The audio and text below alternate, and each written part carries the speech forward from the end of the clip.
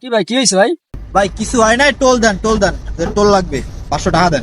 কি টোল ভাই? এখান থেকে আমি প্রায় 2-3 বছর ধরে আসা যাওয়া করি, কেউ তো কখনো টোল চায় নাই।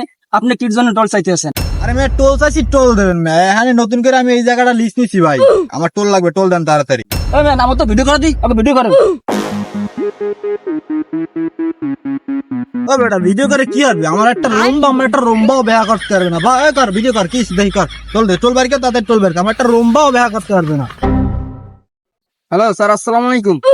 হ্যাঁ ভাই, ধরছে ভাই। দে ফোন দে, রুম্বাটা ছেড়বে না আমার। হ্যালো, আসসালামু আলাইকুম। জি স্যার, এখানে আমরা 2 বছর ধরে আসা যাওয়া করি, কেউ কখনো টোল চায় নাই। আজকে দেখতেছে এখানে টোল চাইতে আছে, চাঁদাবাজি শুরু হয়ে গেছে এখানে। আপনি তো আসেন তো তাড়াতাড়ি। এই তোর কোন দাদা আয় দেখি দাঁড়া। ওয়ালাইকুম স্যার, আপনি এই জায়গায়? স্যার আপনি নাকি তার একটা রুম্বাও দেখা করতে পারবেন না? আমাকে বলছে কি একটা রুম্বাও ব্যাখ্যা করতে পারবো না? কে বলছে? সেই তো বললো। এই চাবিটা দে গাড়ির। দেখতে আছি আমি কিছু। যাও তোমরা চলে যাও। স্যার ধন্যবাদ স্যার। আমাকে বলে স্যার মাফ করে দেন, আমার চলে যাই স্যার। যা শোনা, একটু তোমাদের নিয়ে চা নাস্তা খাবো, চলো চলো।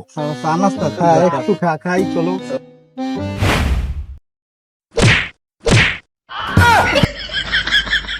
সাংবাদিক ফোন দিয়েছো তুমি? হ্যাঁ স্যার, ওই তো আসছে।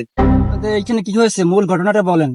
এরা অবৈধভাবে টোল নেওয়া ধরছে। এরা বলছে যে এদের রুম্বা ব্যাখ্যা করতে পারবো না। এদের রুম্বা ব্যাখ্যা করি নাই, কিন্তু এদেরকে একটু ব্যাখ্যা করে দিলাম। যাও এখন তোমরা খাইতে ফিরতে।